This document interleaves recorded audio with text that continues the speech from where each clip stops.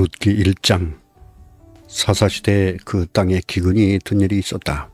그때 유다 베들레헴 태성의 한 남자가 모압 지방으로 가서 임시로 살려고 아내와 두 아들을 데리고 길을 떠났다. 그 남자의 이름은 엘리멜렉이고 아내의 이름은 나오미이며 두 아들의 이름은 말론과 기련이다. 그들은 유다 베들레헴 태생으로서 에브랏 가문 사람인데 모압 지방으로 건너가 거기에서 살았다. 그러다가 나오미의 남편 엘리멜렉이 죽고 나오미와 두 아들만 남았다.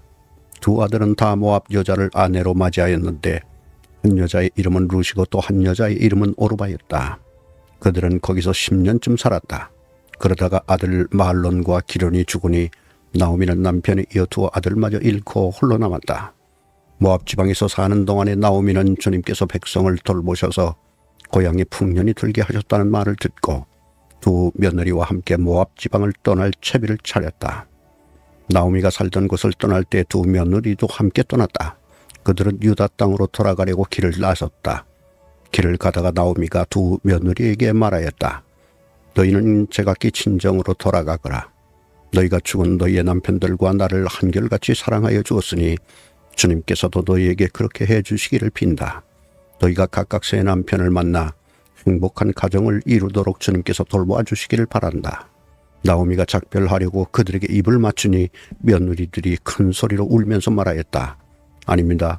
우리도 어머님과 함께 어머님의 결례에게로 돌아가겠습니다. 그러나 나오미는 말렸다. 돌아가다오. 내 딸들아, 어찌하여 나와 함께 가려고 하느냐. 아직 내 뱃속에 아들들이 들어있어서 그것들이 너희 남편이라도 될 수 있다는 말이냐. 돌아가다오. 내 딸들아, 제발 돌아가거라. 재혼을 하기에는 내가 너무 늙었다. 설령 나에게 어떤 희망이 있다거나 오늘 밤 내가 남편을 맞아들여 아들들을 낳게 된다거나 하더라도 너희가 그것들이 클 때까지 기다릴 셈이냐. 그때까지 재혼도 하지 않고 홀로들 지내겠다는 말이냐. 아서라, 내 딸들아, 너희들 처지를 생각하니 내 마음이 너무나 괴롭구나. 주님께서 손으로 나를 치신 것이 분명하다. 그들은 다시 한번 큰 소리로 울었다. 마침내 오르바는 시어머니에게 입맞추면서 작별 인사를 드리고 떠났다. 그러나 룻은 오히려 시어머니 곁에 더 달라붙었다. 그러자 나오미가 다시 타일렀다. 보아라, 내 동서는 저희 결례와 신에게로 돌아갔다. 너도 내 동서의 뒤를 따라 돌아가거라. 그러자 룻이 대답하였다. 나더러 어머님 곁을 떠나라거나 어머님을 뒤따르지 말고 돌아가라고는 강요하지 마십시오. 어머님이 가시는 곳에 나도 가고 어머님이 머무르시는 곳에 나도 머무르겠습니다. 어머님의 결례가 내 결례이고 어머님의 하나님이 내 하나님입니다. 어머님이 숨을 거두시는 곳에서 나도 죽고 그곳에 나도 묻히겠습니다. 죽음이 어머님과 나를 떼어놓기 전에 내가 어머님을 떠난다면 주님께서 나에게 벌을 내리시고 또 더 내리신다 하여도 달게 받겠습니다. 나오미는 룻이 자기와 함께 가기로 굳게 마음먹은 것을 보고 더 이상 말리지 않았다. 그 두 사람은 길을 떠나서 베들레헴에 이르렀다. 그들이 베들레헴 이르니 온 마을이 떠들썩하였다. 아낙네들이 이게 정말 나오미인가 하고 말하였다. 나오미가 그들에게 대답하였다. 나를 나오미라고 부르지들 마십시오. 전능하신 분께서 나를 몹시도 괴롭게 하셨으니 이제는 나를 마라라고 부르십시오. 나는 가득 찬 채로 이곳을 떠났습니다.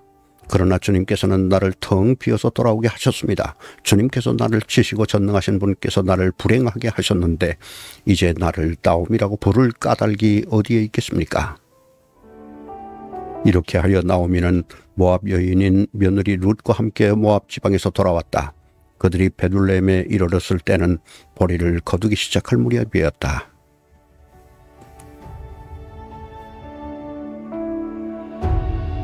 룻기 2장. 나오미에게는 남편 쪽으로 친족이 한 사람이 있었다. 그는 엘리멜렉과 집안간으로서 재력이 있는 사람이었다. 그의 이름은 보아스이다. 어느 날 모압 여인 룻이 나오미에게 말하였다. 밭에 나가볼까 합니다. 혹시 나에게 잘 대하여 주는 사람을 만나면 그를 따라다니면서 떨어진 이삭을 주울까 합니다. 나오미가 룻에게 대답하였다. 그래, 나가보아라. 그리하여 룻은 밭으로 나가서 곡식 거두는 일꾼들을 따라다니며 이삭을 주었다. 그가 간 곳은 우연히도 엘리멜렉과 집안간인 보아스의 밭이었다. 그때 마침 보아스가 베들레헴 성읍에서 왔다.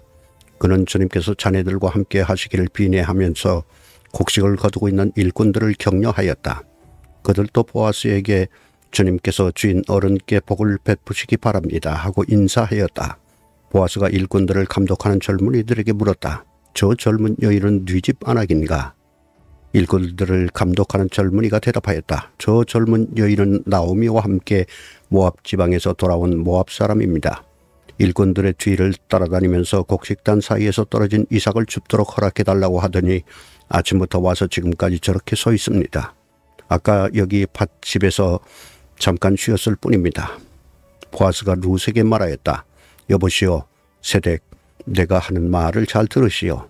이삭을 주우려고 다른 밭으로 가지 마시오. 여기를 떠나지 말고 우리 밭에서 일하는 여자들을 바싹 따라다니도록 하시오.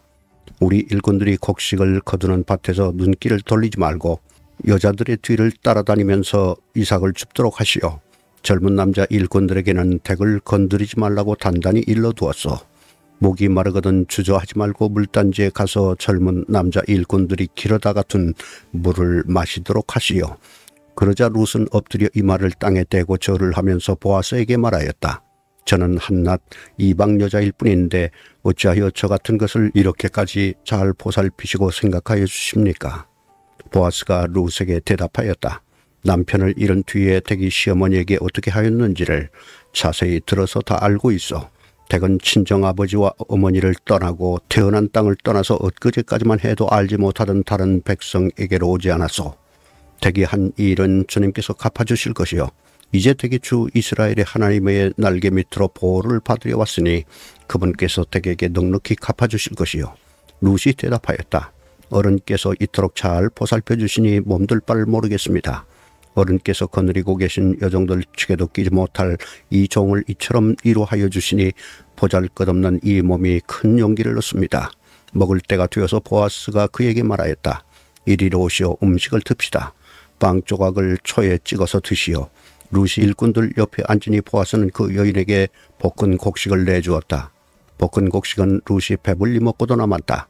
룻이 이삭을 주우러 가려고 일어서자 보아스가 젊은 남자 일꾼들에게 일렀다. 저 여인이 이삭을 주울 때는 곡식단 사이에서도 줍도록 하게.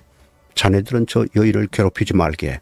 그를 나무라지 말고 오히려 탄에서 조금씩 이삭을 뽑아 흘려서 이 여인이 줍도록 하게. 룻은 저녁 때까지 밭에서 이삭을 주었다. 주운 이삭을 떠니 보리가 한 에바쯤 되었다. 룻은 그것을 가지고 성읍으로 돌아갔다. 룻은 주워온 곡식을 시어머니에게 내보였다. 배불리 먹고 남은 볶은 곡식도 꺼내서 드렸다. 시어머니가 그에게 물었다. 오늘 어디서 이삭을 주었느냐? 어디서 일을 하였느냐? 너를 이처럼 생각하여 준 사람에게 하나님이 복을 베푸시기를 바란다. 그러자 룻은 시어머니에게 자기가 누구네 밭에서 일하였는지를 말하였다.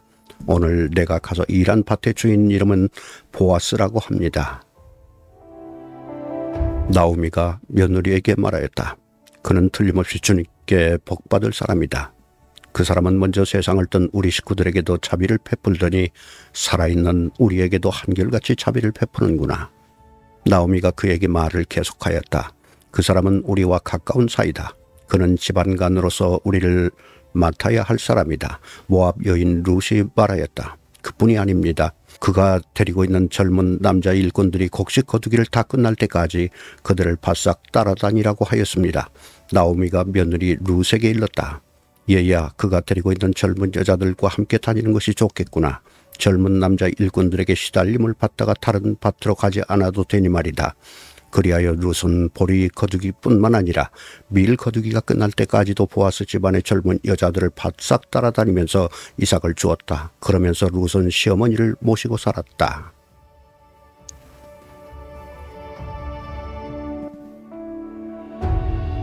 룻기 3장.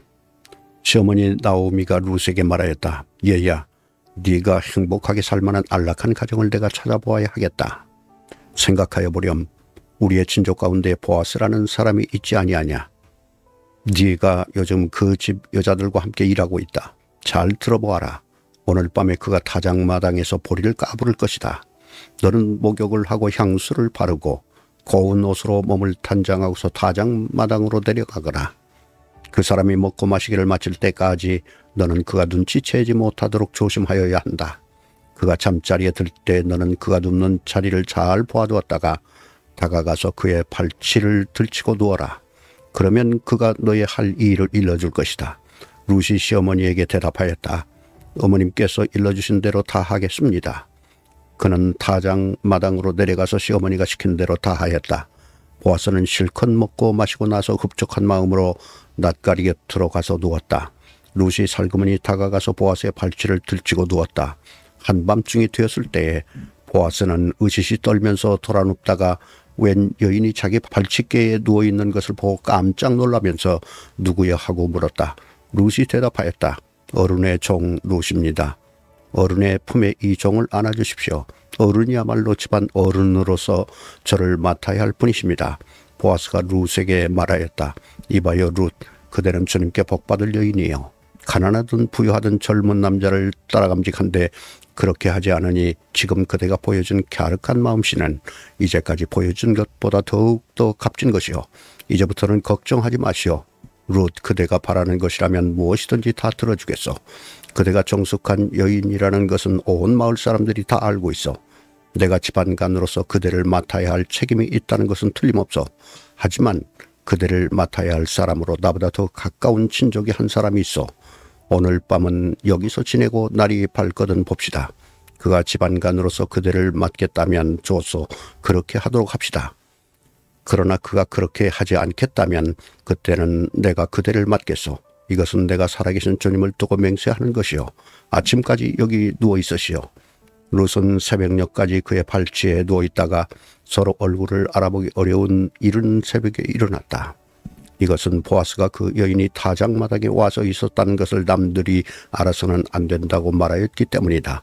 보아스가 말하였다. 걸치고 있는 겉옷을 이리 가지고 와서 펴서 꼭 잡으시오.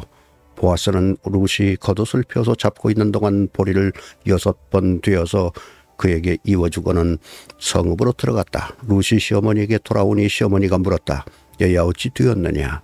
룻은 그 남자가 자기의 한 일을 시어머니에게 낱낱이 말하고 덧붙여서 말하였다. 6번이나 되어서 준 이 보리는 어머니께 빈손으로 가서는 안 된다고 하면서 바로 그가 손수 담아준 것입니다. 그러자 시어머니가 일렀다. 얘야 일이 어떻게 될지 확실해질 때까지 너는 가만히 기다리고 있거라. 아마 그 사람은 지금쯤 가만히 있지 않을 거다. 이 일을 마무리 짓는데 오늘을 넘기지는 않을 것이다.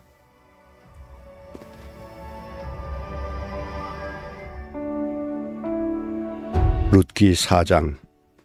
보아스가 성문이 회관으로 올라가서 앉아 있는데 그가 말하던 집안간으로서의 책임을 져야 할 바로 그 사람이 마침 지나가고 있었다. 보아스가 그에게 여보시오 이리 좀 올라와서 앉으시오 하고 말하였다. 그러자 그가 올라와서 앉았다.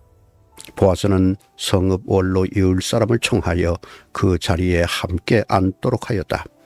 그 사람들이 모두 자리에 와서 앉자 보아스가 집안간으로서 책임을 져야 할 사람에게 말하였다. 모압 지방에서 돌아온 나오미가 우리의 친족 엘리멜렉이 가지고 있는 밭을 팔려고 내놓았소. 나는 이 사실을 분명히 알려드리오. 여기 앉아 계시는 분들과 우리 마을 어른들께서 보시는 앞에서 나는 당신이 그 밭을 사라고 말씀드리오. 당신이 집안간으로서의 책임을 지겠다면 그렇게 하시오. 그러나 집안간으로서의 책임을 지지 않겠다면 그렇게 하지 않겠다고 분명히 말하여 주시오. 당신이 집안간으로서의 책임이 있는 첫째 사람이요. 나는 그 다음이요. 그러자 그가 대답하였다. 내가 집안간으로서의 책임을 지겠소. 보아스가 다시 말하였다. 그렇다면 나오미의 손에서 그 밭을 사는 날로 고인의 아내인 모압 여인 룻도 아내로 맞아들여야 하오. 그렇게 하여야만 그가 물려받은 그 유산이 고인의 이름으로 남게 될 것이요. 그러자 집안간으로서의 책임이 있는 그 사람이 말하였다. 그런 조건이라면 나는 집안간으로서의 책임을 질 수 없어. 잘못하다가는 내 재산만 축나겠어. 나는 그 책임을 질 수 없으니 당신이 내가 져야 할 집안간으로서의 책임을 지시오. 이에적에 이스라엘에는 유산 매매나 물물 교환과 같은 일을 법적으로 분명히 할 때에는 한쪽 사람이 다른 한쪽 사람에게 자기의 신을 벗어서 주는 관습이 있었다. 이스라엘에서는 이렇게 함으로써 이 일이 확정된다는 증거를 삼았다. 집안간으로서의 책임이 있는 그 사람이 보아스에게 당신이 사시오 하면서 자기의 신을 벗어주었다. 그러자 보아스가 원로들과 온 마을 사람들에게 선언하였다. 여러분은 오늘 이 일의 증인입니다. 나는 엘리멜렉이 가지고 있던 모든 것과 기련과 말론이 가지고 있던 모든 것을 나오미의 손에서 사겠습니다. 나는 말론의 아내인 모압 여인 룻도 아내로 맞아들여서 그 유산이 고인의 이름으로 남아있도록 하겠습니다. 그렇게 하여 고인의 이름이 그의 고향 마을에서도 끊어지지 않고 친족들 사이에서도 끊어지지 않도록 하겠습니다. 여러분은 오늘 이 일의 증인입니다. 그러자 성문위 회관에 모인 온 마을 사람들과 원로들이 대답하였다. 우리가 증인입니다. 주님께서 그대의 집안으로 들어가는 그 여인을 이스라엘 집안을 일으킨 두 여인 곧 라헬과 레아처럼 되게 해주시길 빕니다. 에브랏 가문에서 그대가 번성하고 또한 베들레헴에서 이름을 떨치기를 빕니다. 주님께서 그 젊은 부인을 통하여 그대에게 자손을 주셔서 그대의 집안이 다말과 유다 사이에서 태어난 아들 베레스의 집안처럼 되게 하시기를 빕니다. 보아스는 룻을 아내로 맞이하였다. 그 여인이 자기 아내가 되자 그는 그 여인과 동침하였다. 주님께서 그 여인을 보살피시니 그가 임신하여 아들을 낳았다. 그러자 이웃 여인들이 나오미에게 말하였다. 주님께 찬양을 드립니다. 주님께서는 오늘 이 집에 자손을 주셔서 대가 끊어지지 않게 하셨습니다. 그의 이름이 이스라엘에서 늘 기리어지기를 바랍니다. 시어머니를 사랑하는 며느리, 아들 7보다도 더 나은 며느리가 아기를 낳아주었으니 그 아기가 그대에게 생기를 되찾아줄 것이며 늙음하게 그대를 돌봐줄 것입니다. 나오미가 그 아기를 받아 자기 품에 안고 어머니 노릇을 하였다. 이웃 여인들이 그 아기에게 이름을 지어주면서 나오미가 아들을 보았다 하고 환호하였다. 그들은 그 아기의 이름을 오벳이라고 하였다. 그가 바로 이새의 아버지요 다윗의 할아버지이다. 다음은 베레스의 계보이다. 베레스는 헤스론을 낳고 헤스론은 람을 낳고 람은 암미나답을 낳고 암미나답은 나손을 낳고 나손은 살몬을 낳고 살몬은 보아스를 낳고 보아스는 오벳을 낳고 오벳은 이새를 낳고 이새는 다윗을 낳았다.